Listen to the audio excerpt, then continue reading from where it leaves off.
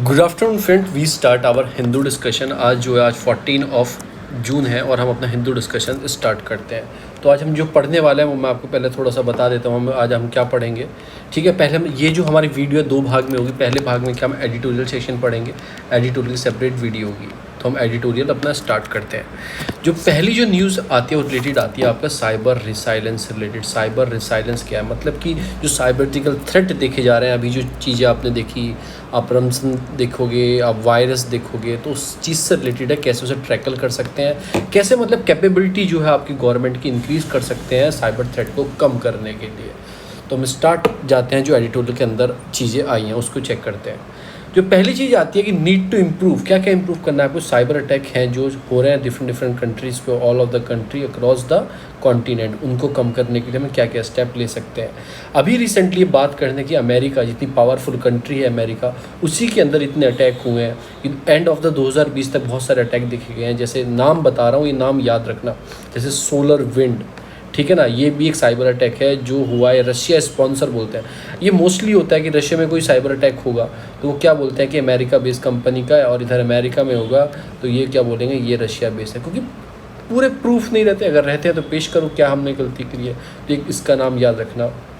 US government के मतलब defence और एनर्जी स्टेट में बहुत बार अटैक हो चुका है, ऐसा बता रहे हैं। यूएस ऑर्गेनाइजेशन है, मतलब कई बार हैक हो चुकी हैं। अर्ली इन 2021 में, जब 2000 की स्टार्टिंग थी, तभी देखा गया साइबर अटैक जो यूएस पे हुआ। उसकी जो चाइनीज़ बेस्ड कोई ग्रुप है, उनका नाम है आपका हफनियम करके नाम है उनका।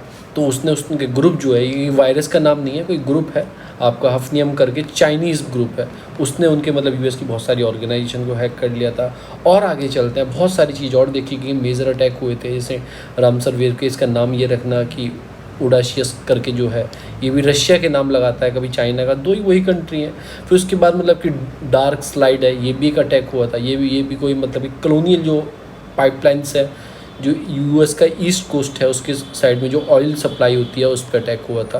तो ये आपको नाम याद रखने हैं। देखो, ये साइबर का नाम है, ये साइबर का नाम है, ठीक है। रामसर का जो वेयर उसका नाम है, और ये नाम है। ये 3 नाम तो आप याद रखो, क्योंकि ये तो जो है ग्रुप के नाम है, इतने याद नहीं रखने, पर जो रामसर वेव है उसका नाम आपको याद रखना है। फिर कई बार उनकी सीजेस कर दी गई थी, मतलब सीज कर दिया, जो उनके पाइपलाइंस हैं, जो भी ऑयल पाइपलाइन, उनको कई बार सीज कर दिया गया। उसके बदले में उन्हें अनलॉक करने के लिए $multi-million वो लेते हैं। आजकल ये क्रिप्टो करेंसी का इस चीज़ का यूज़ करते हैं। जैसे बिटकॉइन होता है, बिटकॉइन को देख नहीं सकता, वो डायरेक्टली सेंड हो जाते हैं, कहाँ जा रहे हैं, किसके पास जा रहे हैं, कुछ उनका पकड़ नहीं सकते। तो बिटकॉइन में वो क्या लेते हैं, चीज़ों को लेते हैं। और भी चीज़ें देखी गई, जैसे ये अपनी रशियन बैक कंपनी है आपकी, नोबेलियम करके कंपनी है, इसने ही फिशिंग अटैक किया था। Phishing attack, Ramsar wave attack, ये डिफरेंट होते हैं, मैं आगे वाली स्लाइड में आपको बताऊंगा। उसने क्या किया था, फिशिंग अटैक करके 3,000 मेल के आसपास जो ईमेल है आपके यूएस के जो नागरिकों के, पब्लिक के मेल, उनको हैक कर लिया। यूएस जो एड करके सेवरल अदर ऑर्गेनाइजेशन है, उनके अकाउंट उन्होंने हैक कर लिए। तो आपने देखा, प्लीज़ ये नाम याद रखना, जो ग्रीन वर्ल्ड में साइबर से रिलेटेड नाम है। तो आप देख सकते हैं इतनी बड़ी कंपनी है, और इवन सिविलियन उनको भी टारगेट बहुत किया जा रहा है। इसमें ऐसा बताया गया है कि डिफेंस अगेंस्ट द सॉफ्टवेयर, इन सब चीज़ों का यूज़ किया जा रहा है। इसमें बात यह सॉफ्टवेयर आपकी वर्नरेबिलिटी, मतलब कि रेफर टू एज 0 डे। ये 0 डे वर्नरेबिलिटी क्या होती है, देखो, जैसे आपने कोई सॉफ्टवेयर डाउनलोड किया आपने एप्पल स्टोर से, वो सॉफ्टवेयर कोई कमी है, मतलब कि कोई लूप होल है, तो साइबर वाला जो होगा आपका, वो क्या करेगा, उसका लूप होल देख लेगा सॉफ्टवेयर का, और आपके अंदर वायरस भेज देगा या आपको हैक कर लेगा। उस सॉफ्टवेयर की लूप होल की वजह से आपका जो पूरा सिस्टम है वो हैक हो गया। तो इसे क्या बोलते हैं, 0 डे आपका वर्नरेबिलिटीज़, इसी को बोलते हैं। कि मोस्ट ऑफ द जो मतलब कि सेलिब्रेट करते हैं 0 डे सॉफ्टवेयर और काइंड ऑफ 0 डे सॉफ्टवेयर बोलते हैं, जैसे उन सॉफ्टवेयरों को जिसमें थोड़ा बहुत प्रॉब्लम रहती है। अभी मैं आगे दिखाऊंगा न्यूज़ में, इंडिया में व्हाट्सएप में ऐसी प्रॉब्लम फाइंड की गई थी, उसके बाद थोड़ा स्ट्रेंथिंग किया गया था व्हाट्सएप को, तब ये प्रॉब्लम फाइंड की गई थी। तो यही सारी चीज़ें हैं कि 0 डे आपके सॉफ्टवेयर, आपको पता लगे कि सॉफ्टवेयर में कुछ प्रॉब्लम रहती है, तो उसका आसानी से फिशिंग का यूज़ करके या साइबर अटैक उस पर आसानी हो जाता है करने के लिए, उसे बोलते हैं 0 डे सॉफ्टवेयर। आगे चलते हैं, तो ऐसे ही कुछ वायरस देखे गए, जैसे आपको शामून वायरस करके एक नाम का वायरस आया था। इसको देखा गया, जो अराकोम ऑयल फील्ड है, अराकोम ऑयल फील्ड कॉर्पोरेशन है, जो आपकी सऊदी अरेबिया में ऑयल पेट्रोल सप्लाई करती है पूरे वर्ल्ड में, उसको हैक कर लिया गया था 2012 में, ठीक है ना। उसको कौन सा वायरस आया था, उसमें शामून करके वायरस सेंड किया गया था। अब आप सोचो कि वो तो कंपनी है, उनका वायरस से हैक कर लिया, तो उनके जो सिस्टम में डाटा रहता है ना, अब चीज़ें बहुत आर्टिफिशियल इंटेलिजेंसी से ऑटोमेटिक वर्क करती हैं। आप खुद देखो, एकदम से वो वर्क कर रही है, उसे हैक कर लिया जाए तो एक प्रॉब्लम क्रिएट हो जाती है, सप्लाई कट हो जाती है, सब कुछ कट हो जाता है। मतलब ठीक तो कर लेंगे, बहुत दिनों बाद मैनुअली चलानी पड़ेगी या कुछ भी चलाना पड़ेगा, पर उसके लिए बहुत एनर्जी, बहुत पैसा लगता है, क्योंकि एकदम से शिफ्ट होना मैनुअली बहुत टाइम लगता है। तो इस वजह से वो क्या करते हैं, फिर या तो पे करते हैं या फिर अपने हैकर्स, एथिकल हैकर्स को बुलाते हैं, वो उसे क्या करते हैं, वो उसे रोकते हैं। तो यही सारी चीज़ें हैं जो मैंने आपको बताई कि ये सारी प्रॉब्लम है। अब नेक्स्ट जो आता है कि साइबर वेव जो है, जो सिविलियन डोमेन हो चुके हैं, मतलब इन सब चीज़ों पर अटैक हो चुके हैं। फिर उसके बाद ये देखा गया कि फिशिंग विशिंग देखा गया। मैं अंतर बताऊंगा कि फिशिंग क्या होती है, रामसर वेव अटैक क्या होता है, ये साइबर अटैक है, तो इन सब चीज़ के बारे में डिफरेंस मैं बताऊँगा, वो मैं अपने नोट से बताऊँगा। फिर उसके बाद जो आगे बात कर रहे हैं, अभी क्या चल रहा है, अभी हेल्थ केयर सेक्टर में बहुत इशू चल रहा है कि आपने देखा पेंडेमिक स्टार्ट है, पेंडेमिक स्टार्ट होने की वजह से हेल्थ केयर जो सिस्टम है वो भी अब साइबर अटैक का खतरा उन पर मंडराने लगा है। फिर पर्सनल इन्फॉर्मेशन आपकी चोरी की जा रही है, तो ये सब चीज़ों का खतरा आने लगा है। फिर दोबारा से मतलब कि यही है कि एक तरह से विटल को जो कमोडिटी है, use of the cyber crime, ये सब कुछ को देखा गया है। तो इंडिविजुअल का डाटा चुरा लिया जाता है, डाटा उसमें उसका यूटिलाइज़ किया जाता है। और मैं आपको बता दूं, ये जो आने वाला जो फ्यूल है, जो मतलब कि 21 जनरेशन का फ्यूल है, वो क्या, वो डाटा ही है। वो डाटा से आप पता डाटा कैसे यूज़ कर सकते हैं, आपको मैनिपुलेट कर सकते हैं, ठीक है, आपको चीज़ों को आपको जान सकते हैं, आपका बिहेवियर पढ़ सकते हैं। तो बहुत सारी चीज़ों का डाटा को आपको बहुत सी चीज़ों में आपको उपयोग करके आपको इंटायरली उसे मिसयूज़ भी कर सकते हैं। तो एक तरह से ये सारी चीज़ क्रिएट होती जा रही है। उसके बाद आता है नीड टू डाटा प्रोटेक्शन। ये डाटा की प्रोटेक्शन की एक नीड बढ़ती जा रही है, क्योंकि आप हर मिनट, हर दिन आप नियर अबाउट 2.5 आपकी ट्रिलियन डाटा आप क्या करते हैं, बाइट्स में हर दिन आप प्रोड्यूस करते हैं, ठीक है ना। सेवरल जो बिलियंस ऑफ डिवाइस इंटरकनेक्टेड होते हैं, billions of the end of the point से, ठीक है ना, उसमें आप डाटा का, ये सारे डाटा का यूज़ करते हैं। और सेंसिटिव नेटवर्क है, बहुत सारी चीज़ें आप ऐसी वैसी भेजते हैं। फिर डाटा की एक लाइफ साइकिल बता रहे हैं कि डाटा टू रेस्ट, अगर डाटा रेस्ट कंडीशन में पहुँच गया, डाटा रेस्ट कंडीशन में पहुँच गया, तो क्या बोलेंगे कि आपने क्रिएट करके स्टोर करके कहीं रख दिया, आपके पेन ड्राइव में डाटा उसमें डाला, रख दिया, तो डाटा टू रेस्ट हो गया। डाटा इन मोशन, ये आप लिख सकते हैं मेंस में लिखने के लिए। डाटा इन मोशन इन्होंने क्या बोला है कि आप ट्रांसमिट कर रहे हैं अक्रॉस द इनसिक्योर और अनकंट्रोल नेटवर्क, कि आपका डाटा मोशन में है, आप उसे खुद नहीं रोक पा रहे हैं, और वो अनकंट्रोल और अनसिक्योर मतलब इनसिक्योर नेटवर्क में पहुंच गया है। Data is used when it being to मतलब कंज्यूम, अगर आप डाटा को कंज्यूम कर ले तो उस डाटा को यूज़ हो सकता है। उस डाटा का आपको डाटा थ्रेफ्ट मतलब उसे चोरी करके किसी गलत काम में भी यूज़ किया जा सकता है। जैसे मैं आपको एग्जाम्पल दूँ, अपना एक बिल आ रहा है, मतलब कि उसमें क्या किया जाएगा, आपको DNA प्रोफाइलिंग वाला बिल या DNA लिया जाएगा। अगर कोई आदमी क्राइम करता हुआ पाया गया तो उसको DNA को लिया जाएगा। फिर अगर उसने ज़िंदगी में कहीं और भी क्या क्राइम किया, उसका वहाँ पे क्या मिला, उसका DNA मिला, उसके DNA की मैच हो गया, क्योंकि पहले से ले रखा है, क्योंकि क्रिमिनल था, और DNA की मैच हो गया उसका, तो उसको फिर सजा हो सकती है। आप क्या कर सकते हैं, डाटा के साथ जो आपका DNA प्रोफाइल मतलब पूरा DNA सेव करके रखा है, तो उस DNA के साथ छेड़छाड़ करके या फिर चेंज करके या कुछ भी करके उसके साथ कुछ भी हो सकता है। तो ये सारी चीज़ें आपकी जान के ऊपर तक बात हो सकती है। डाटा तो बहुत अब्यूज़ भी हो सकता है और प्रॉब्लम आ सकती है। तो इसके लिए zero trust based environment create करना होगा। अब ज़ीरो ट्रस्ट एक एंड पॉइंट डिवाइस है कि ज़ीरो ट्रस्ट आपको आइडेंटिफाई करना होगा। Zero trust on the network, मतलब आपको ट्रस्ट वस्ट नहीं, बिल्कुल आपको सिक्योर, ये नहीं कि भाई ये व्हाट्सएप वाले हैं, ये लिंक है फेसबुक वालों से कि नहीं ये दोनों ठीक है तो हमारे वो ट्रस्ट है, नहीं, आपको बिल्कुल सिक्योर करके चलना होगा सारे सेंसिटिव डाटा को। ऐसा नहीं आपको छोड़ना होगा। एक पैरामीटर सिक्योरिटी का सिक्योर गेटवे क्रिएट करना होगा, cloud access security, privilege access management, जो थ्रेट इंटेलिजेंस है प्लेटफॉर्म, सब चीज़ पे आपको ध्यान देना होगा। डायनेमिक डाटा इज़ द मतलब मास्किंग, इन सब चीज़ों को ध्यान रख के आपको आगे टेक्नोलॉजी को हैंडल करना होगा। क्योंकि टेक्नोलॉजी क्या है, एक तरह से कि आप क्या बोल सकते हैं, एक तरह से प्रॉब्लम आपके सामने क्या क्रिएट हो रही है। एक तो आप मान सकते हैं टेक्नोलॉजी से आप दूर रह नहीं सकते, और टेक्नोलॉजी से दूर रह नहीं सकते और उसे अनसिक्योर आप यूज़ करोगे तो मतलब उससे एक प्रॉब्लम भी आपकी लाइफ में क्रिएट हो सकती है। तो यही सारी बात इन्होंने इसमें की है। फिर मैं आपको इससे जो चीज़ मेन चीज़ बताने वाला हूँ, मैं बताने वाला हूँ अपने नोट से, आप इसे कैसे लिखोगे, कैसे इसके आंसर क्रिएट करोगे। मैंने एक mains answer writing question start किया है इससे रिलेटेड, वो मैं आपको बता देता हूँ उसकी आंसर राइटिंग है क्या। आप एक क्वेश्चन लिखोगे मेंस के लिए कि digital India require strong focus. ये इंडिया के बारे में फर्स्ट ऑफ ऑल यहाँ मार्क कर लेना इंडिया, कि स्ट्रॉन्ग फोकस करना है कि कैसे आप साइबर सिक्योरिटी को क्या कर सकते हैं, स्ट्रॉन्ग कर सकते हैं। फिर डिस्कस करना है। डिस्कस का मीन्स कि कुछ पॉजिटिव पॉइंट और कुछ निगेटिव पॉइंट क्या हो सकते हैं, कैन बी चैलेंज और वे फॉरवर्ड में क्या करना चाहिए। Challenges faced by the cyber security. तो आपको डिस्कस करना है कि क्या चैलेंजेस फेस कर रहा है साइबर सिक्योरिटी एंड सजेस्ट, आपको सजेस्ट करना है, यानी कि वे फॉरवर्ड में आपको लिखना है increase the cyber expertise in India, हम कैसे कर सकते हैं। एग्जाम्पल देता हूँ, डाटा प्रोटेक्शन लॉ लेके आओ, ठीक है, डाटा प्रोटेक्शन लॉ लेके आओ। और भी चीज़ जो आपके IT रूल्स 2021 आया, इसको मोर ट्रांसपेरेंस करो, और ठीक है ना, इसको मोर ट्रांसपेरेंस करो, अकाउंटेबल बनाओ, ठीक है ना। तो ये सारी चीज़ें हैं इसके अंदर, आप लिख सकते हैं वे फॉरवर्ड कैसे इंक्रीज़ कर सकते हैं साइबर को।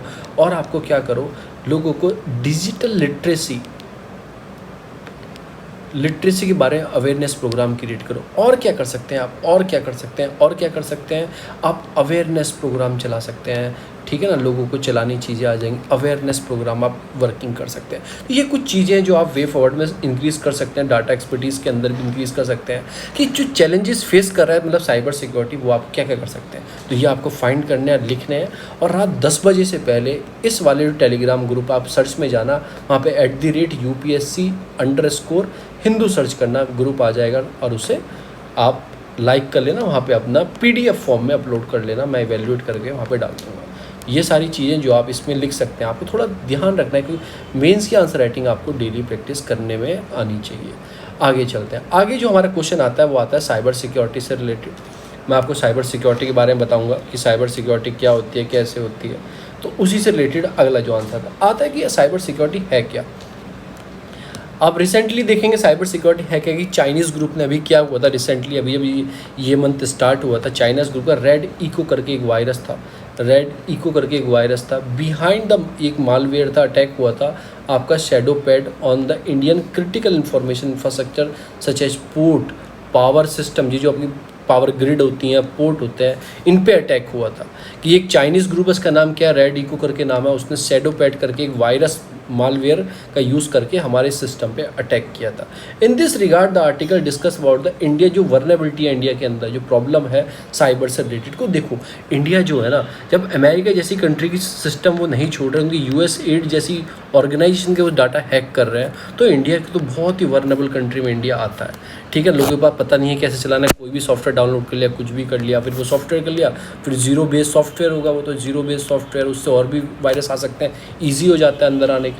तो इम्प्रूव करना है अपनी साइबर सिक्योरिटी को, स्ट्रेटेजी को। देखो सिक्योरिटी को भी एक स्ट्रेटेजी डेवलप करनी है हम इन चीज़ को इम्प्रूव करने के। डिपेंड ऑन द IT, जो आपका ICT है, ठीक है, for the number of purpose such as booking the flight ticking, ये सब चीज़ का ध्यान रखते हैं हमें चीज़ों को करना है, क्योंकि बीच बीच में आपने सोचा होगा बहुत सारी चीज़ आती रहती है। एट द सेम टाइम देखो हमारे जो डिजिटलाइजेशन बढ़ता जा रहा है, तो इसके लिए हमें साइबर सिक्योरिटी का भी ध्यान देते चलना है। उसी सेम टाइम में आपको cyber space has become high vulnerable.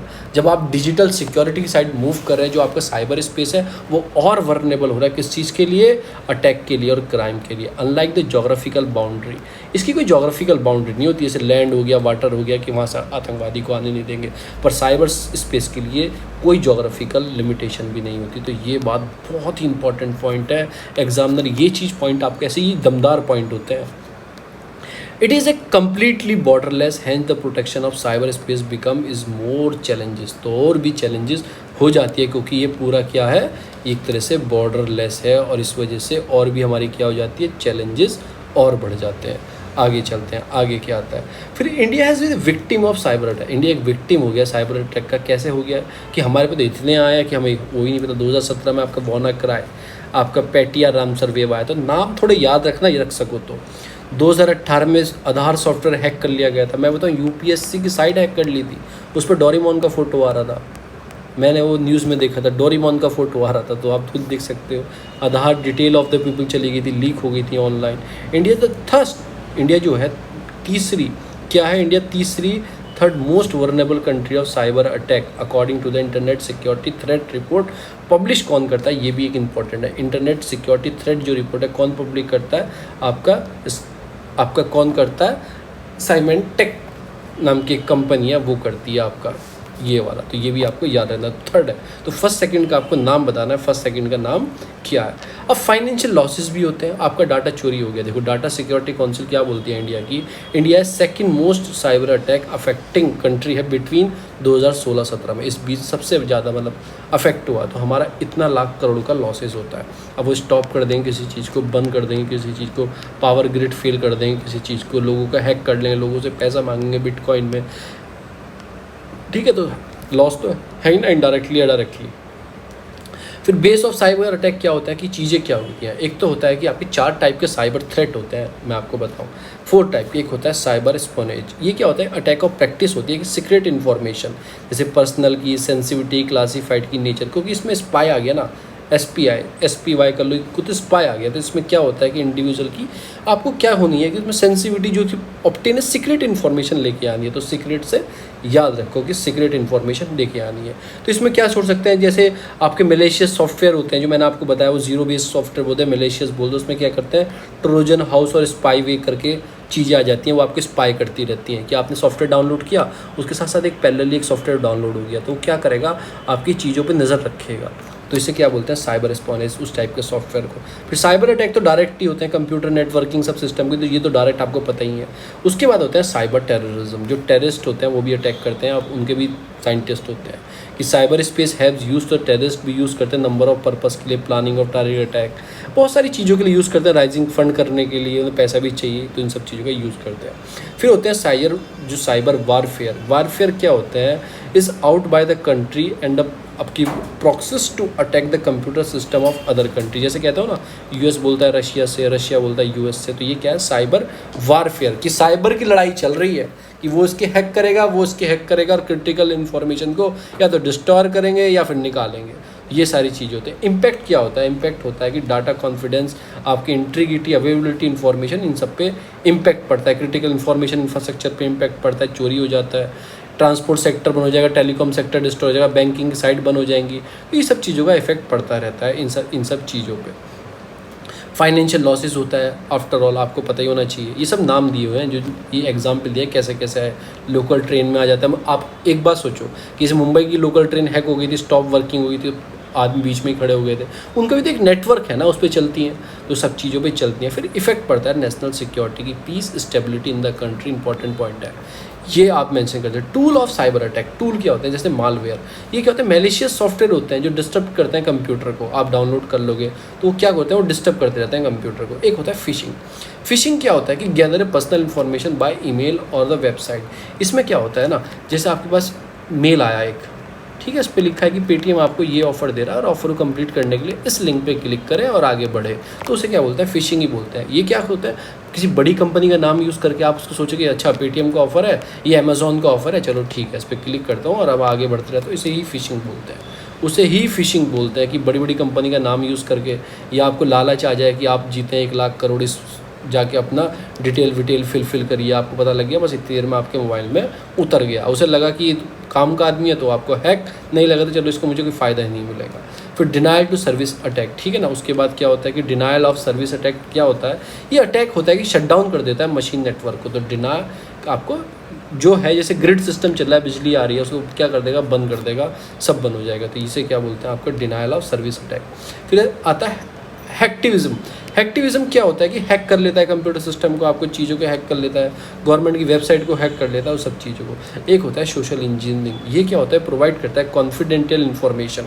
For example, these days you must have cross some of the मतलब कि fake Facebook account which open in the name of the मतलब close friend, first the cyber attacker send you friend request. देखो वो आपको क्या करेगा, ये social networking का यूज़ करके वो आपको फ्रेंड रिक्वेस्ट सेंड करेगा in the name of the close friend on the accept. जब आप एक्सेप्ट कर लोगे तो आपसे रिक्वेस्ट करेगा मनी ट्रांसफरिंग की। तो यही जो चल रहा है कि आपके फ्रेंड के नाम की सोशल मीडिया साइट बना ली, इसे बोल रहे हैं सोशल इंजीनियरिंग इसको नाम दिया गया है। तो यही सब है कि हमने स्टेप क्या क्या लिए हमारी गवर्नमेंट ने, इंडियन गवर्नमेंट ने इस चीज़ को इम्प्रूव करने के लिए। उसके लिए इंटरनेशनल जो टेलीकॉम यूनिट ITU उसने रिलीज़ किया ग्लोबल साइबर सिक्योरिटी इंडेक्स। तो मैं आपको 3 इंडेक्स के बारे में बता चुका हूँ, 2 के बारे में ऊपर भी मैंने बताया, ये भी बताना कि ITU कौन सा निकालती है, इंटरनेशनल टेलीकॉम यूनियन एक निकालती है ग्लोबल साइबर सिक्योरिटी इंडेक्स। इस इंडेक्स में क्या है कि performance of the country, policy कैसे बना रही है साइबर सिक्योरिटी को देखते हुए, वो सब चीज़ इसमें होती है। इंडिया की जो पोजीशन है 23 पोजीशन रखी गई है 165 कंट्री, तो इंडिया थोड़ा सा अच्छा काम कर रहा है कि लास्ट में नहीं है। जैसे सेक्शन 66F ऑफ ITA मतलब कि इंफॉर्मेशन टेक्नोलॉजी एक्ट, उसमें सब चीज़ें कंटेन करना, रोकना साइबर थ्रेट को। फिर नेशनल साइबर सिक्योरिटी पॉलिसी हमने डिज़ाइन की है 2013 में, हम ये भी लेके आए कि हम कैसे रोक सकते हैं। उसके बाद national critical information infrastructure protection centre भी हमने डेवलप किए हैं कि हम जो हमारी क्रिटिकल इंफॉर्मेशन है उनको कैसे प्रोटेक्ट करना है। फिर CERT इन, ये भी हमने एक ऑर्गेनाइजेशन है जो मिनिस्ट्री ऑफ इलेक्ट्रॉनिक और इंफॉर्मेशन टेक्नोलॉजी के अंडर आती है। ये रिस्पॉन्स करती है कि गवर्नमेंट के जितने भी सिस्टम्स हैं ना उनको रोकने के लिए कि कैसे हम उनको रोक सकते हैं कि वहाँ पे कोई वायरस ना है, उन सब चीज़ वर्क करते हैं। फिर साइबर क्राइसिस मैनेजमेंट प्लान भी अगर आ जाए तो कैसे हमें काउंटरिंग करना है साइबर थ्रेट को, साइबर टेररिज्म को। और उसके लिए नेशनल साइबर, एक हमारे पास नेशनल साइबर कोऑर्डिनेशन सेंटर भी है, तो ये भी आपको याद रखना है। फिर नेशनल साइबर सिक्योरिटी, अगर आप नाम ही लिखते रहोगे ना तो भी पता होगा, उससे बहुत सारी चीज़ पढ़ा है। फिर साइबर स्वच्छ केंद्र भी हमने डेवलप किए थे, introduce the internet user to clean their computer device by wiping out the virus, ये सब करके आप कर सकते हैं। फिर information security education awareness program भी हमने चलाया था कि लोगों में अवेयरनेस प्रोग्राम मैंने बताया ना। फिर चैलेंजेस क्या है, स्ट्रेटेजी क्या है जो इंडिया ने मतलब कि इन इंडिया साइबर सिक्योरिटी से, एक तो एक इंटरनेशनल कोई कन्वेंशन, प्रेजेंटली एक ही कन्वेंशन है जिसका नाम है आपका बुदापेस्ट, यही नाम याद रखना बहुत इंपॉर्टेंट है। It is the first international जो मतलब कि ट्रीटी द एड्रेस करने के लिए इंटरनेट एंड कंप्यूटर क्राइम को हैंडल करने के लिए यही एक ट्रीटी थी, fighting to cyber crime. Now India has not join this convention, तो आपको ये भी याद रखना है। This is because the convention allowed to cross bordering जो एक्सेस होता है डाटा का to carry the investigate in, and India believe that such cross border across the data is infringing to the national sovereignty. जैसे आपका cyber attack हो, आपने ये sign की हुई है, आप पे साइबर अटैक हुआ है इंडिया के ऊपर, ठीक है ना, या किसी कंट्री पाकिस्तान का इंडिया ने किया, दोनों ने साइन किया, तो ये जो बुडापेस्ट जो कन्वेंशन है ये इजाज़त देती है कि आप जाके जांच करो, अगर इंडिया ने किया तो जांच करो, क्योंकि इंडिया भी संगठन है। इंडिया बोलता है कि ऐसे पाकिस्तान आके कोई भी कंट्री आके हमारी जांच करने लगा कि हमने साइबर अटैक किया, तो एक नेशनल सोवरेनिटी के ऊपर बात आएगी, तो इंडिया ने ये साइन नहीं की है। However some of the cyber expertise have pointed out that the given threat जो फेस कर रहा है by the US, India should मतलब कि इंडिया को करना चाहिए कन्वेंशन को earliest, it would be reduce the Indian capacity to combat the cyber crime at the global level. अब PPP मॉडल पे मतलब हमें वर्क करना चाहिए, फ्रेमवर्क मतलब कि प्राइवेट पब्लिक पार्टनरशिप से साइबर सिक्योरिटी को और अच्छा हमें करना चाहिए और फास्ट चेंजिंग उसमें लाने चाहिए। फिर स्किल प्रोफेशनल होने चाहिए, वो हमें अपॉइंट करने चाहिए कि हमारे पास स्किल प्रोफेशनल हो। स्ट्रेंथिंग करना चाहिए IT एक्ट को, हमारे नेशनल साइबर सिक्योरिटी पॉलिसी को और स्ट्रेंथिंग हमें बनाना चाहिए। फिर सिक्योर साइबर इकोसिस्टम डेवलप करना चाहिए, जैसे इंफॉर्मेशन सिक्योरिटी ऑफिसर होता है इन ऑल द ऑर्गेनाइजेशन होना चाहिए, जैसे आपके क्या होता है चीफ इंफॉर्मेशन कमिश्नर होता है ना, तो ऐसे इंफॉर्मेशन सिक्योरिटी ऑफिसर होना चाहिए। आपका E-मार्क सर्टेन जो present funded towards the enhancing the cyber security, उसके लिए भी फंड स्पेशल होना चाहिए। Tax incentive to the company to upgrade the information infrastructure, जो कंपनी अपने इंफ्रास्ट्रक्चर को अच्छी तरह डेवलप कर रही है उनको टैक्स इंसेंटिव मतलब टैक्स में थोड़ी छूट देनी चाहिए। इन्वेस्टमेंट हमें करना चाहिए रिसर्च एंड डेवलपमेंट में कि हमारा जो है साइबर सिक्योरिटी का जो डाटा है उसको हम आर्टिफिशियल इंटेलिजेंस को कैसे कर सकते हैं। एट लास्ट में एक ही चीज़ बोलते थे, अवेयरनेस, ये बहुत बड़ी चीज़ है अवेयरनेस। आपको 3-4 चीज़ ना वे फॉरवर्ड में आपको हमेशा लिखनी है, कंक्लूजन में वे फॉरवर्ड में ट्रांसपेरेंसी लिखना है, ठीक है ना, आपको क्या लिखना है, उसके अकाउंटेबिलिटी लिखना है, उसके बाद आपको क्या लिखना है, अवेयरनेस, किसी चीज़ से रिलेटेड प्रोग्राम है तो उसके लिए आपको अवेयरनेस भी आप लिख सकते हैं। और भी चीज़ें आपको ऐसे ऐसे चीज़ें लिखनी है कि अगर कोई साइंस वर्स की चले रिसर्च एंड डेवलपमेंट का हमेशा यूज़ करना है तो कुछ ऐसे पॉइंट आपको हमेशा यूज़ करने हैं और आराम से आप वे फॉरवर्ड अच्छा खासा लंबा उसमें लिख सकते हैं। हम चलते हैं अपने आगे वापस हिंदू के ऊपर। ये साइड वाली जो न्यूज़ आती है ये आती है कॉपरेशन। अभी क्या हुआ है देखो, हमारे यहाँ क्या हुआ, पेंडेमिक पूरे वर्ल्ड में वायरस फैल गया। कौन सा वायरस फैल गया? कोविड-19 जो वायरस पूरे वर्ल्ड में फैल गया। तो WHO पे ब्लेम गया कि उसने हमें टाइम पीरियड पे नहीं बताया कि कहाँ से वायरस आया। स्टार्टिंग में बात हुई कि नेचुरल ओरिजिन है, आपके ज़ूनोटिक स्पिल ओवर हुआ है, मतलब कि जूनोटिक क्या है कि एनिमल से ये कहाँ पे ह्यूमन में आई है डिसीज़, बैट से ह्यूमन में आई है, जूनोटिक डिसीज़ बोलते हैं कि इंटरमीडिएट चीज़ें हैं, ऐसे देखा गया। फिर पता लगा कि कोई इसका जो इंटरमीडिएट है कोई फाउंड ही नहीं हुआ, कहाँ से वायरस आया। फिर बाद में बात उठी कि लैब से स्पिल ओवर हुआ, ठीक है ना, तो उन सब चीज़ की बात चली गई। फिर पता लगा कि जैसे इबोला ये सब एनिमल से मिले थे, पर ऐसा कोई इंटरमीडिएट नहीं मिला इसका कि पता लगे कि नेचुरल है क्या लैब से है। उसके बाद बात उठी कि बायो इंजीनियरिंग, कि बायो के साथ छेड़छाड़ करके चीज़ों का इन्होंने क्या किया, इसका गलत उपयोग किया, जेनेटिक आपको मैनिपुलेटिंग चीज़ों का किया गया, प्रोटीन तैयार किया गया, कि कुछ एविडेंस मिले कि बायो इंजीनियरिंग का यूज़ किया गया। बायो इंजीनियरिंग कुछ नहीं, वायरस बनाया गया कि बायो टेररिज्म बनाने के लिए इस सब चीज़ों का यूज़ किया गया है। ये ऐसा यूनिक नहीं है जैसे शार्क कोविड-2 था ना, इसका वेरिएंट बताया जा रहा है, तो वैसा ही ये मतलब कि यूनिक नहीं है, तो इसमें कुछ अलग है। ये ज़्यादा सपोर्टेबल लगता है कि लेबोरेटरी से तैयार किया गया हो। तो यही सारी चीज़ों की बात है कि हमें परमिशन नहीं दी, चाइना को कोऑपरेट करना चाहिए। ये पता लगा कि 3 वुहान लैब के रिसर्चर जो थे वो मतलब बीमार हो गए थे नवंबर 2019 में, ऐसा न्यूज़ में भी आया था। तो वहाँ से बहुत सारी चीज़ प्रूव करती हैं कि ये वायरस वहीं से निकला है।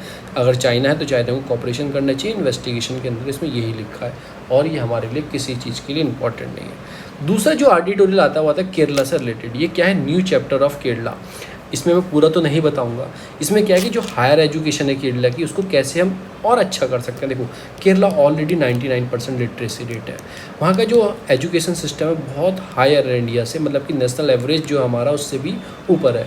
तो हमारा नेशनल 76 ऐसे आसपास का, उससे भी बहुत ऊपर है। उसके बाद भी वो बात कर रहे हैं कि हम और कैसे कर सकते हैं। देखो एक तो लेफ्ट डेमोक्रेटिक फ्रंट की पार्टी है, आपको सस्टेनेबल डेवलपमेंट, हमें कुछ मॉडल लाना होगा कि हम सस्टेनेबल डेवलपमेंट क्या होता है कि पर्यावरण को बचाते हुए कोई काम करना और उस चीज़ को अपनी आने वाली जनरेशन के लिए भी सेव करना।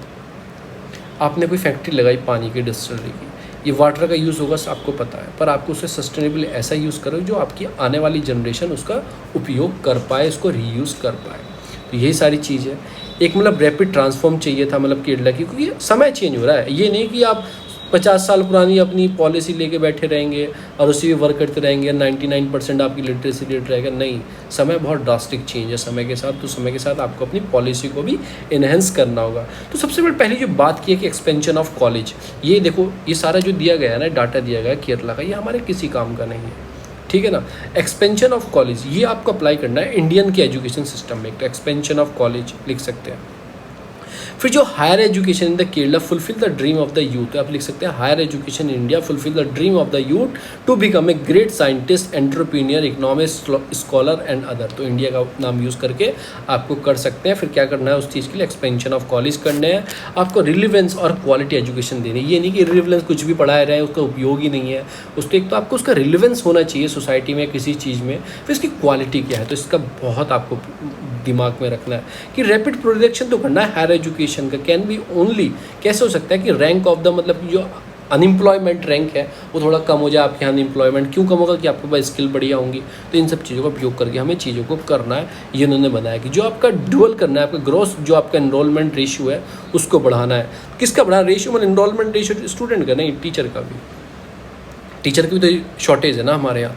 फिर इश्यू ऑफ कॉमर्शलाइजेशन, कॉमर्शियलाइजेशन क्या हो गया है कि चीज़ें अब पता क्या है, अब चीज़ों को कॉमर्शलाइज कर दिया गया। पहले क्या करते थे लोग, मतलब पढ़ाते थे कि हाँ कि हमें कुछ एजुकेशन प्रोवाइड करनी है। अब क्या कि पैसा, एजुकेशन, उसके बाद तो फर्स्ट प्रायोरिटी क्या रह गई है, वो रह गई है आपका कैपिटलिज्म, या बोल दो आपको कॉमर्शियल चीज़ें, मतलब प्रॉफिट ओरिएंटेड थिंकिंग हो गई है। जो सेकंड थिंग क्या रह गई है, वो रह गई है एजुकेशन उसके बाद में। पहले क्या होता था, एजुकेशन फर्स्ट देन पैसा। तो ये है कि इक्वालिटी ऑफ अपॉर्चुनिटी नहीं मिल पा रही है। महंगे महंगे इंस्टीट्यूशन है, आपको खुद पता है गवर्नमेंट कॉलेज में इतनी सुविधा नहीं है, महंगे महंगे इंस्टीट्यूशन में कैसे पढ़ाएं।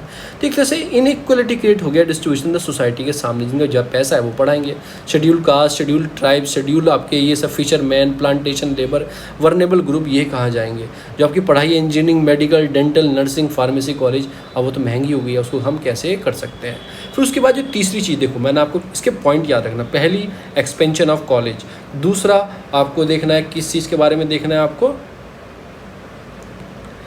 देखना है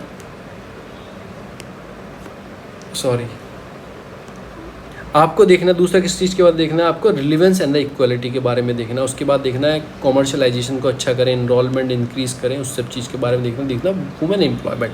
आप अगर इंडिया को हाई पर पहुंचाना है, इकोनॉमिक ग्रोथ आपको दिखानी है, तो नियर अबाउट जो 50% वुमेन है उनको नेगलेक्ट नहीं कर सकते ना, उनको भी इकोनॉमी का पार्ट बनना पड़ेगा, तभी आप डेवलपिंग से डेवलप बन पाओगे।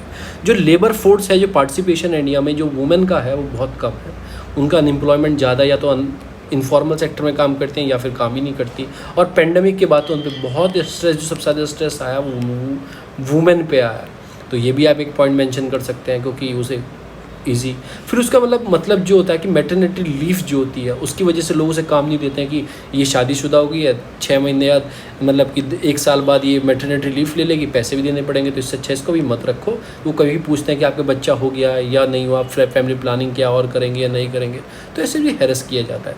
तो अकॉर्डिंग टू द मतलब क्या बोलता है, प्रोडिक्ट लेबर फोर्स सर्विस कराया था गवर्नमेंट ऑफ इंडिया का, उसमें क्या बोला गया, unemployment rate among the female in the rural इतने से इतनी उम्र तक 57% against the 13.8% in India as a whole. तो ये सारा एक रेशियो आपको याद रखना है। कुछ सेवरल स्टेप भी लिए गए हैं, जैसे केरला गवर्नमेंट ने लिए हैं इन्हेंस करने के लिए अपनी एजुकेशन सिस्टम, जैसे के फोन कि केरला फाइबर ऑप्टिकल नेटवर्क की बच्चा भी ऑनलाइन पढ़ रहे हैं तो उसके लिए फाइबर ऑप्टिकल नेटवर्क डेवलप किए जा रहे हैं। KDISC Kerala development innovative strategy council बनाई गई। तो आप इंडिया में भी सोच सकते हैं कि भारत इंटरनेट ये भी एक पार्ट है। इनरोलमेंट बढ़ाने के लिए गवर्नमेंट ने क्या किया, मिड डे मील स्कीम भी एक पार्ट है, सर्वे शिक्षा अभियान के अंडर ये भी एक पार्ट लिख सकते हैं। और क्या किया गया वुमेन को एक तो बचाने के लिए और पढ़ाने के लिए, बेटी बचाओ बेटी पढ़ाओ, ये सारे इनिशिएटिव आप मेंशन कर सकते हैं जो आपके गवर्नमेंट ने चलाया। और भी बहुत अभियान है। डिजिटलाइजेशन हुआ है तो गवर्नमेंट ने और क्या किया है, स्वयं प्रभा स्कीम है, फिर स्वयं पोर्टल है, और भी स्कीम है, DTH वाले चैनल्स हैं। तो बहुत सारी स्कीम आप मेंशन बहुत इजी कर सकते हैं इन सब चीज़ों को जो गवर्नमेंट ने किया है।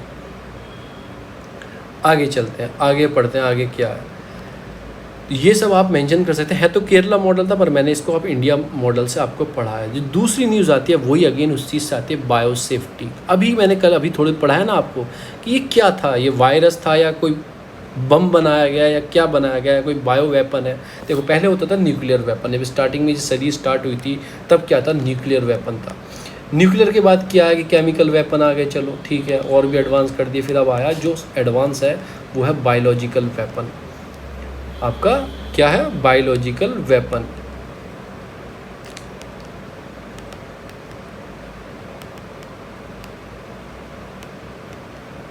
ये जो मोस्ट एडवांस है, अब इतना शोर भी नहीं करेगा जैसे न्यूक्लियर केमिकल वेपन करेंगे, फटेंगे, पता लगेगा, ये वो गिरेंगे, ले जाने पड़ेंगे। ये तो ऐसा है, साइलेंटली एक लिफाफे में रख के लेके जाओ, थोड़ा सा वायरस, थोड़े से बायोलॉजिकल चीज़ें, और जाके दूसरी कंट्री में चले जाओ। ईजी होगा, पता भी नहीं लगेगा आपको, ईजी चले जाओगे अपने लिफाफे में रख के, बैग में रख के, वहाँ जाके चुपचाप जाके छोड़ दोगे। बस एक पे लगेगा, 1 से 2 टच, 2 से 4 ये टच। जैसे ये वायरस फैल रहा है तो वो तो ऐसे ही बढ़ता चला जाएगा साइलेंटली। अभी से तो इंटरप्ट भी किया जा सकता है, न्यूक्लियर वेपन हवाई जहाज जाएगा, बॉर्डर क्रॉस करेगा तो वो भी पकड़ा जा सकता है। ये बहुत एडवांस है, साइलेंटली किल करने वाला है लोगों को और पता भी नहीं लगेगा, वो चुपचाप भी वापस आ जाएगा।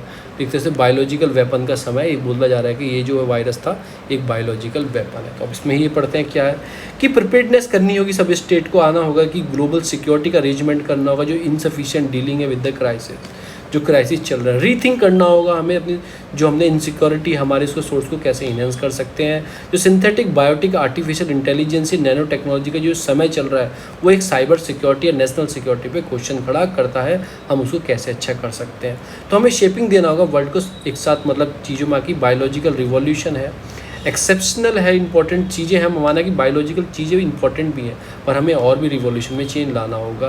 कि लास्ट 2 डिकेड से देखा जाता है still to understood the implication जो आ रहे हैं, रिसीव सफिशिएंट, जो मतलब कि अटेंशन हमें करती है साइबर सिक्योरिटी के साइड जाने, साइबर नहीं, आपकी अपनी नेशनल सिक्योरिटी साइड जाने के लिए एक पॉलिसी तैयार करनी होगी। अब ये तो पता नहीं कोविड-19 ये क्या है, कि एनिमल्स है, जूनोटिक है, नेचुरल प्रोड्यूस है, या फिर कोई लैब में बैठ के तैयार किया गया है, क्या पता है कोई बायो वेपन भी हो सकता है जो लैब में तैयार किया गया है। अब सिंथेटिक बायोलॉजी क्या होती है, किसी device can be created for a existing जो नेचुरल लाइफ है टू फॉर्म कैन बी मतलब डिज़ाइन शुड, मतलब एक सारे घुमा फिरा के एक चीज़ होती है, एक बायोलॉजिकल वेपन है जो आपने बायो का यूज़ करके, जो मॉलिक्यूल मतलब कि आपके बैक्टीरिया हैं, माइक्रोब्स हैं, उनका यूज़ करके आपने एक वेपन तैयार करना। ग्लोबल सिक्योरिटी जो इम्प्लीकेशंस हैं 2014 में देखा गया इंस्टेंट, जो यूएस डिपार्टमेंट ऑफ डिफेंस जो कैटेगरी है उसने बोला कि सिंथेटिक जो बायोलॉजिकल है इज़ वन ऑफ द 6 जो बेसिक रिसर्च एरिया में उन्होंने की थी। उन्होंने फाइंड किया, लिंकेज फाइंड किया कि जो नेशनल आपका सिक्योरिटी है और सिंथेटिक बायोलॉजी है is yet to become agenda item for the main national security debate. जो नेशनल सिक्योरिटी की चीज़ें हैं उसमें जो मेन एजेंडा बन गया वो सिंथेटिक बायोलॉजी का एक ही सिस्टम बन गया है। ये सारा चीज़ अब खतरनाक होने वाला है, क्योंकि एक सिंथेटिक बायोलॉजी में एक बहुत बड़ा रिवॉल्यूशन हो रहा है, टेक्नोलॉजी में रिवॉल्यूशन हो रहा है, which can help us to manipulate the biological organism. जो बायोलॉजिकल ऑर्गेनिज्म है उनको हम मैनिपुलेट कर सकते हैं कि ठीक है ना, प्रोसेस कर सकते हैं फ्रॉम द ह्यूमन, मतलब कि बेटरमेंट के लिए उनकी। देखो ये नहीं है कि बायोलॉजिकल चीज़ों का हम उसके सिंथेटिक करके, मतलब सिंथेटिक जो बायोलॉजी है उसका यूज़ करके हम वेपन ही बनाए, उससे हम कुछ अच्छी चीज़ कोई दवाई बना सकते हैं। देखो उसी चीज़ से दवाई बनेगी ना, हम चीज़ों का इसमें रिसर्च करेंगे, साइंटिस्ट रिसर्च करेंगे, कोई ह्यूमन बेटरनेस के लिए भी यूज़ कर सकते हैं, और मतलब कि ट्रीटिंग डिसीज़, जो डिसीज़ है उसके लिए भी यूज़ कर सकते हैं। पर हम उससे और भी चीज़ क्या कर सकते हैं, हम उससे कोई वेपन भी तैयार कर सकते हैं। इंजीनियरिंग सेल है उसको भी तैयार कर सकते हैं। डुअल, मतलब एक तरह से एक तलवार होती है ना, तलवार के दोनों तरफ धार है। तलवार में देखने का भी, तलवार में एक ही तरफ धार होती है, एक तरफ वो चपटी होती है, एक ही तरफ धार होती है, एक तरफ चपटी होती है। ये वाली तलवार है, दोनों तरफ धार है। एक तरफ तो उसका नेगेटिव यूज़ भी कर सकते हैं वेपन बना के, एक तरफ पॉजिटिव यूज़ भी कर सकते हैं कोई डिसीज़ की, मतलब कि वैक्सीन बना के, दवाई बना के, इंजीनियरिंग सेल का बना के, कोई भी रिसर्च करके। तो एक तरह से दोनों चीज़ें फंस गया, दोनों चीज़ों में हमें ध्यान रखना है। ये सारी बात की, ये बात कर रहा है कि केयरफुली चीज़ों को रिव्यू करना है, वेक करना है कि कैसी चीज़ें है। Bio safety system in the place where the technology are uses, कि हम टेक्नोलॉजी यूज़ तो कर रहे हैं पर हमें चीज़ों का ध्यान भी रखना है कि हमें कैसे कैसे हम इसे कम कर सकते हैं। कोई एक्सीडेंटली लीक हो जाता है, कोई एक्सपेरिमेंट कर रहे हैं पैथोजन से रिलेटेड, तो उसका कंसर्न देखना है कि कैसे हम उसे रोक सकते हैं।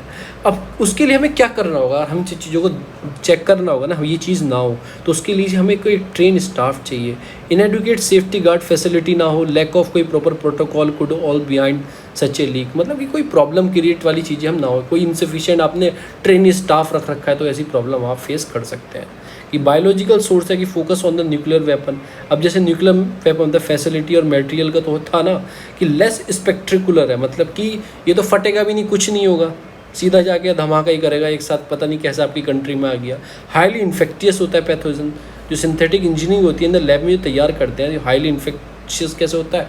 अब ये तो वेपन फटा, ये न्यूक्लियर फटा, आपको बताइए 10 किलोमीटर के एरिया तक असर करेगा, 100 किलोमीटर तक करेगा, तो आप छोड़ के 1000 किलोमीटर आ जाओ।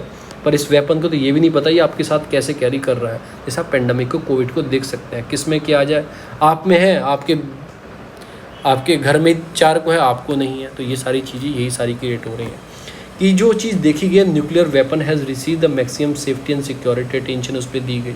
फिर केमिकल वेपन उसके बाद है, उस पर थोड़ी सिक्योरिटी चीज़ों में देखा गया, इंटरनेशनल कन्वेंशन हुई। उसके बाद क्या है, बायो वेपन, ठीक है ना। इस चीज़ पे थोड़ा हमें एक ही ट्रीटी अब तक हुई है, उसका नाम है बायोलॉजिकल टॉक्सिकल वेपन कन्वेंशन हुई है 1972 में। उस पर ठीक है ना, विद नो इम्प्लीमेंटिंग बॉडी, उस पर कोई इम्प्लीमेंटिंग बॉडी ही नहीं है। तो इन्होंने बात की है कि जो आपने BTWC की थी उस पर कोई इम्प्लीमेंटिंग बॉडी होनी चाहिए, ठीक है ना, और उसके रूल्स एंड रेगुलेशन क्लियर होने चाहिए, कैसे वो हम रिसर्च करनी चाहिए और हम किस चीज़ पे बैन, कौन सी रिसर्च पे बैन है।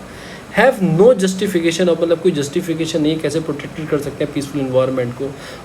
वाइल जो बायोलॉजिकल वेपन आर बैन होने चाहिए रिसर्च के लिए for the medical bio defence purpose are allowed. जो बायोलॉजिकल जो वेपन बना रहे हो तो उसको बैन होना चाहिए, पर जो रिसर्च के लिए, मेडिकल के लिए, बायो डिफेंस पर्पस में जो रिसर्च आप कर रहे हो वो अलाउड होनी चाहिए। अब आप रिसर्च कर रहे हो या वेपन बना रहे हो वो कैसे पता लगेगा, उसके लिए पर्पस के लिए आपको मतलब कि चीज़ों में मतलब रिसर्च करने के अधिकार होना चाहिए, कोई इम्प्लीमेंटिंग बॉडी होगी, किस पर्पस के लिए कर रहे हो, प्रोसेस क्या है, know to how to outcome the bio defence research could be potential to be use to created the bio weapon, मतलब कोई बायो वेपन तो नहीं बता रहे। तो एक तरह से क्या होना चाहिए, आपका इंस्पेक्शन होना चाहिए उस बॉडी के पास बना के, उसके बाद इंस्पेक्शन देने चाहिए। ट्रांसपेरेंसी ट्रीटी होनी चाहिए, इस ट्रीटी में तो ट्रांसपेरेंसी ज़्यादा हो कि ट्रीटी में ट्रांसपेरेंसी हो। तो एक रिपोर्ट भी आई थी 15 BWD की, जो BTWC है उसकी एक रिपोर्ट भी आई थी। रिपोर्ट में क्या बताया गया था, रिपोर्ट में बताया गया था कॉन्फ्रेंस हुई 2021 में, but not was expect by the member of the state. जब ये इसकी रिपोर्ट, मतलब रिपोर्ट क्या, इन्होंने रिपोर्ट किया था इस मीटिंग की, 2001 में इसकी मीटिंग हुई थी, तो बहुत सारे मेंबरों ने इसको रेक्टिफाई साइन नहीं किया। अब उसका क्या हिसाब मैंने आपको ऊपर बताया कि अगर उसका कर लेते हैं तो बहुत सारी चीज़ों में इफेक्ट आ जाता है ना, इंडिया के ऊपर भी आ जाएगा, बहुत सारी चीज़ों के ऊपर आ जाएगा। कोई भी आपके आके इंटरनल सिक्योरिटी में आपको दखल दे सकता है, ठीक है ना, कि बायोटेक्नोलॉजी रिसर्च कर रहे हो, वेपन बना रहे हो, क्या वो इंटरप्ट कर सकते हैं। अब ये इंडिया की बात करते हैं, बहुत इंपॉर्टेंट चीज़ है। इंडिया एक तो यूनिक, मतलब आपको पता है डिसएडवांटेज है इंडिया के पास कि इंडिया इतना डेवलप कंट्री नहीं रोक पा रही तो हम क्या रोक पाएंगे। पूरा डिसीज़ सर्विलांस है, कोई डिसीज़ आ भी गई तो पता नहीं लगेगा कितने मर रहे हैं, कितने जी रहे हैं, क्या हो रहा है।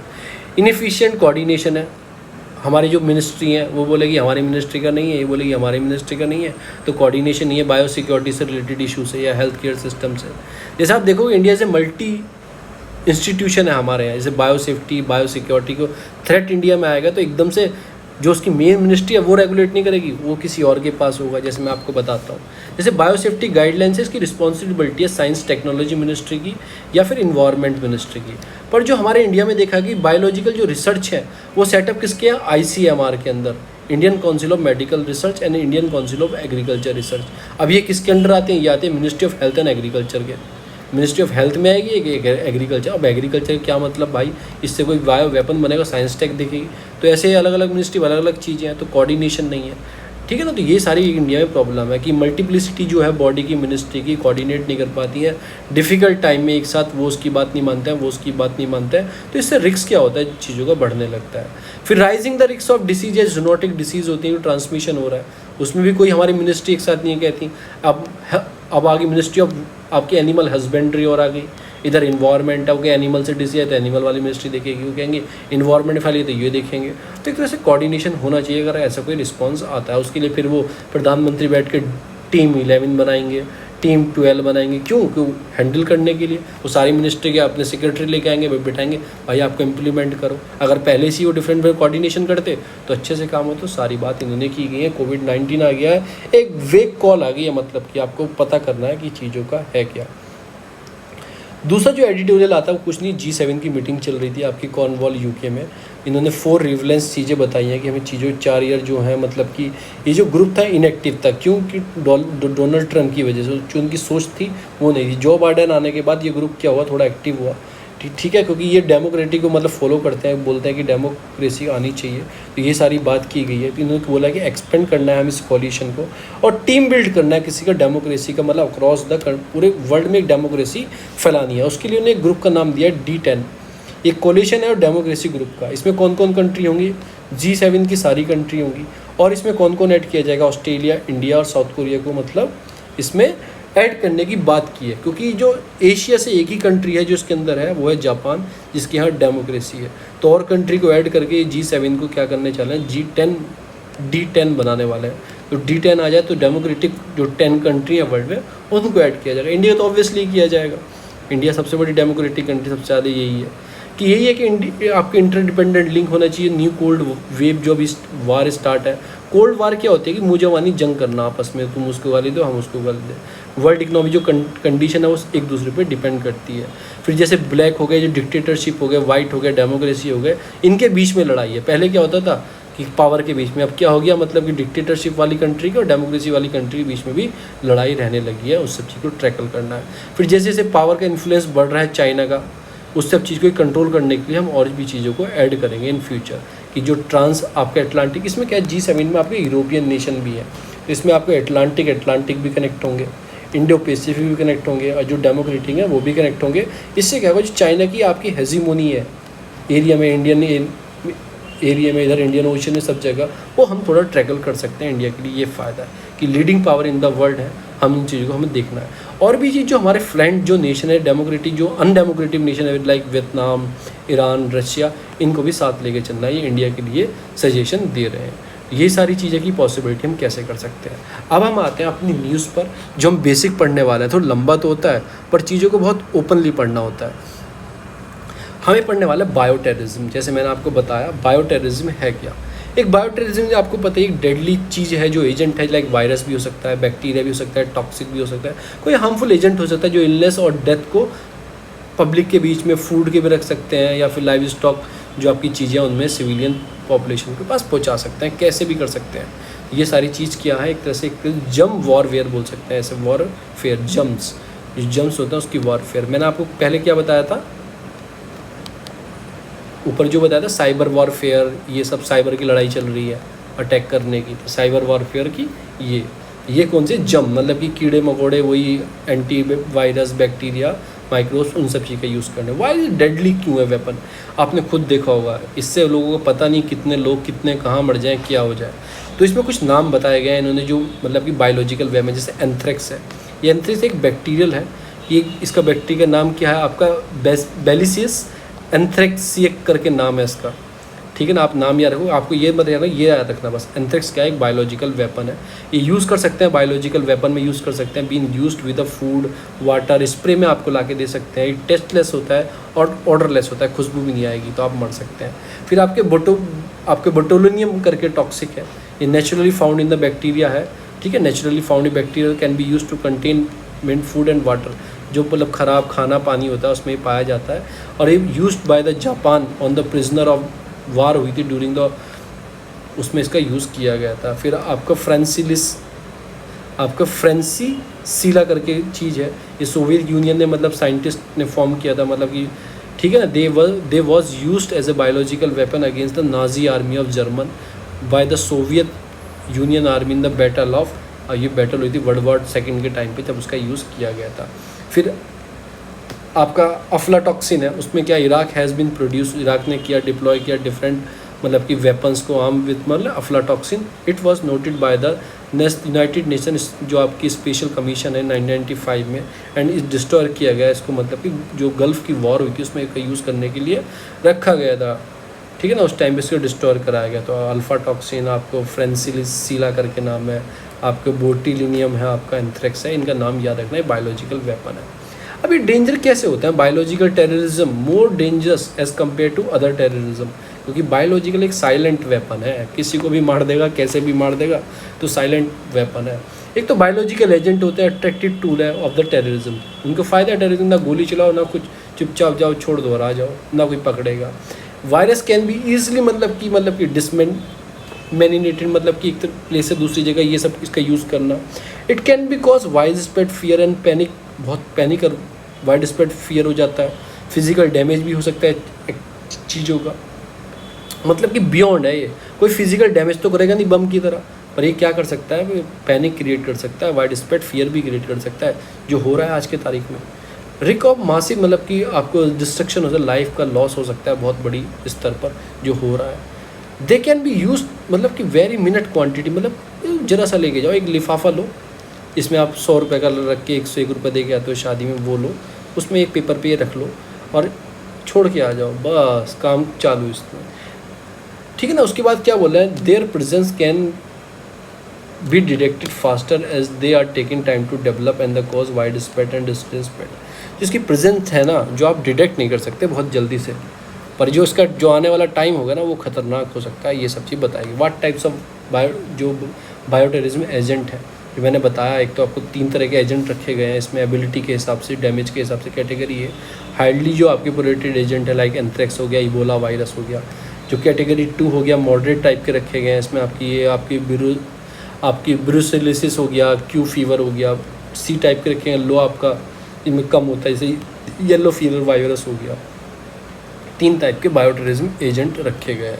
फिर जो मैंने आपको बताया था BTWC, जो मैंने आपको कन्वेंशन बताया था 1970 में हुई थी, वो ये है, ये एग्रीमेंट साइन हुआ था कि ये 1975 में फोर्स हुआ था। एज 2019 में 109 कंट्रीज ने साइन किया है। 180 कंट्री जो है, मतलब जो नेशन है, are the part of this treaty, ठीक है ना। Tanzania was the most recently country जो उसके पार्ट है। 109 country have sign the treaty and 183 country are part of this treaty. Sign इतने किया है, पार्ट इतनी है इस ट्रीटी की। मैंने बोला ना 2020 में उसकी मीटिंग हुई थी, बहुत सारी कंट्री ने साइन नहीं किया, चुपचाप चले गए। तो 183 इसके पार्ट है, 109 साइन किया। इट वाज द फर्स्ट जो आपकी मल्टी, जो आपकी लिटरल डिस आर्म करना था treaty ban the production of biological weapon. तो आपको याद रखना है ट्रीटी कोई है, हाँ है। इट बैन करती है कि नेशन प्रोड्यूस करना, स्टॉक करना, कुछ भी करना, कोई बायोलॉजिकल वेपन आपको नहीं रखना है, कोई बायोलॉजिकल एजेंट नहीं रखना है। इंडिया ने इसे रेक्टिफाई किया दिस ट्रीटी इन 2015, तो ये बहुत इंपॉर्टेंट है, इंडिया ने रेक्टिफाई किया हुआ है। State practice to review the operation of the treaty, to review the conference, चीज़ों में रिव्यू किया जाता है। 8th रिव्यू कॉन्फ्रेंस 2016 में जेनेवा में हुई थी। इट वॉज डिसअपॉइंटेड कॉन्फ्रेंस हुई थी, क्योंकि नॉट अचीव, जो उसे मिलना चाहिए था वो नहीं मिला। नेक्स्ट रिव्यू कॉन्फ्रेंस जो होगी, 9th रिव्यू कॉन्फ्रेंस जो होगी, वो जेनेवा में 2021 में होगी, जो भी हुई थी बहुत सारी कंट्रीज साइन नहीं किया। तो इंपॉर्टेंट पॉइंट क्या है कि कब ये हुई, रेक्टिफाई की हुई, सारी कंट्रीज़ में साइन नहीं किया हुआ अभी तक इसके अंदर, ठीक है ना। फर्स्ट एक टाइप की मल्टी टीटीए डिस जो आर्मेंट करना है आपका बायोलॉजिकल वेपन का इंडिया ने भी इसे 2015 में रेक्टिफाई किया है। तो इंडिया इसका मतलब बोल सकते हैं स्टार्टिंग में रेक्टिफाई नहीं किया, बहुत बाद में इसको रेक्टिफाई किया। तो आपको याद रखना है। फिर मैंने एंथ्रेक्स नाम बता दिए, ये आएगा तो सब चीज़ क्या है, बायोलॉजिकल वेपन है। डायरेक्ट नाम पूछेगा, 4 ऑप्शन देंगे कि अल्फा टॉक्सिन क्या है आपका, ये आपका फ्रेंसिसिलस करके क्या है, आपका बोटुलिनियम क्या, लियम करके क्या है, एंथ्रेक्स क्या है। तो आपको क्या बोलना है, बायोलॉजिकल वेपन्स है। ये सारा न्यूज़ थी, इतना ही हमारा editorial. Thank you so much. Video अच्छी तो लाइक शेयर सब्सक्राइब करना। और आपको इसकी पीडीएफ के लिए जो ग्रुप है, इसकी पीडीएफ के लिए आपको ग्रुप में जाना है। डिस्क्रिप्शन बॉक्स में ग्रुप का लिंक है, टेलीग्राम का ग्रुप है, वहाँ पे जाके आप अपना आंसर राइटिंग वहाँ पे जमा कर सकते हैं और अपना ज्वाइन भी कर सकते हैं। Thank you so much.